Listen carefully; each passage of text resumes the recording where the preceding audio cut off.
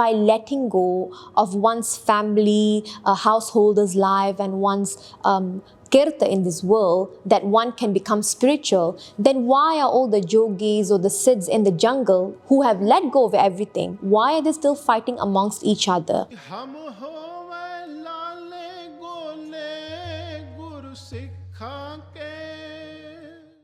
WhyGuru Ji Ka Khalsa, WhyGuru Ji Ki Fateh. Welcome to another episode of Sikhan di Bhagat Mala, where we explore the Sakhi of Guru Sikhs from the time of Guru Angad Dev Ji at the moment. And these are the Sakhiyan told by Shahid Bhai Mani Singh Ji, as mentioned by Bhai Gurdas Ji and Var 11, Pauri number 15. So today we are going to be listening to the Sakhi of Bhai Jagga Ji. And Bhai Gurdas Ji in their Var, they say, Jagga Tarani Janiye Sansaru Nale Nirankari. Okay, Bhai Jagga Ji from the Tarani clan know this person, know Bhai Jagga Ji to be both Sansari, that he was very well versed in the worldly affairs, and Nirankari, and he was also a devotee, a Bhagat of WhyGuru as well.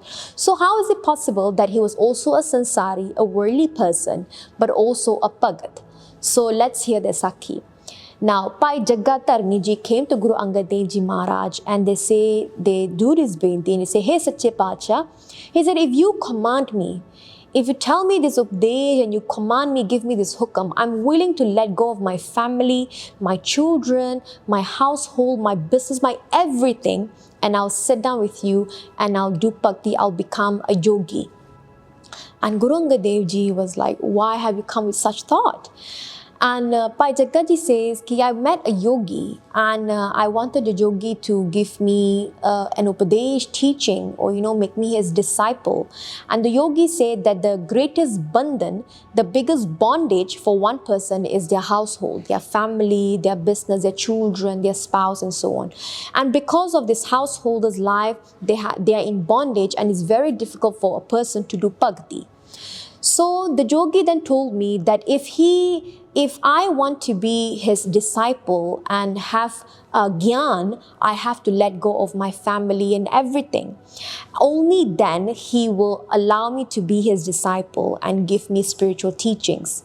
Then Guru Angad Dev Ji, listening to Bhai Jagga Ji saying this, Guru Sahib says that if by letting go of one's family, a householder's life, and one's kirta in this world, that one can become spiritual, then why are all the yogis or the Siddhs in the jungle who have let go of everything, why are they still fighting amongst each other? And why is it that they haven't got liberation yet, that by now that everybody should be liberated already? Guru Angad Dev Ji Maharaj gives an example of a kamal da full. So a lotus flower, Guru Sahib Kendale, if you look at a lotus flower, it lives within the lake and it still blossoms because its focus is only towards the sun. It doesn't focus that how dirty the lake water is, or who else is in the lake, frogs or other plants or insects and so on. It's not bothered about that, but its only focus is towards the sun. When Guru Sahib says that for a Gur Sikh, their life should be like that as well. That while living in this world, while doing their kirta, earning an honest living, having a family, a spouse, a children, living a householder's life, the Gur Sikh should also have their focus always on WhyGuru. And this is where Guru Angad Dev Ji Maharaj gives a very important teaching.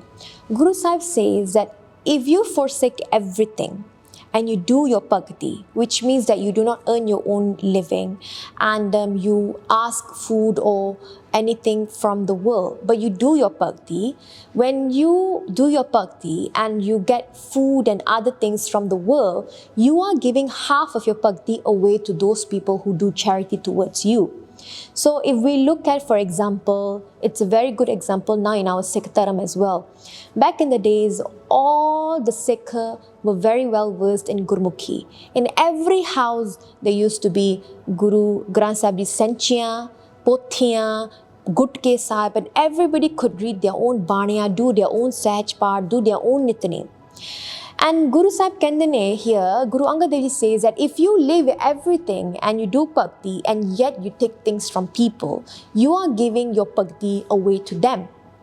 But if you live in a householder's life, where you earn your own living, you are responsible for your own life, your family, your children, making sure there's food on your table, and you do bhakti, then that Gursikh enjoys the blessings of 100% of the bhakti that they do.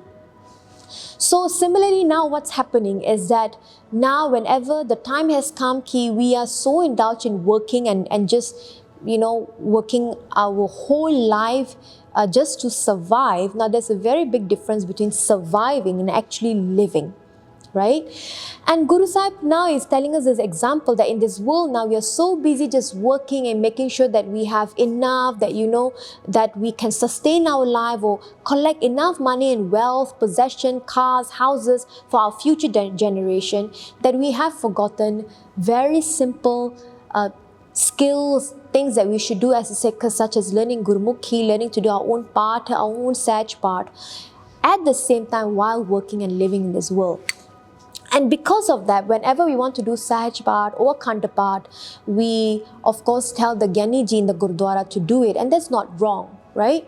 But sometimes what happens is, many cases, and of course this is reality, a hard reality, that we ask Gyani Ji to tara the Sahaj part or a Khanda part in the beginning, when we listen to the Panj Pauri and Japji Sahib, and we don't come back until the Sahaj part da Pog. So who listens to the Bani all in between from the second Anga right up till the end? Who listens to that Bani then? Of course, it's only the Gyani Ji. And because the Gyani Ji is the one who sits, does the part and listens to it and makes sure that the part is done, of course then he will also get the blessings, the fruit of doing that Sahaj part. And what families would do is that we give a certain amount of money to the Gyani Ji to compensate for the time and the part that he had done, and we hope that the blessing of that Sahaj part would come to us.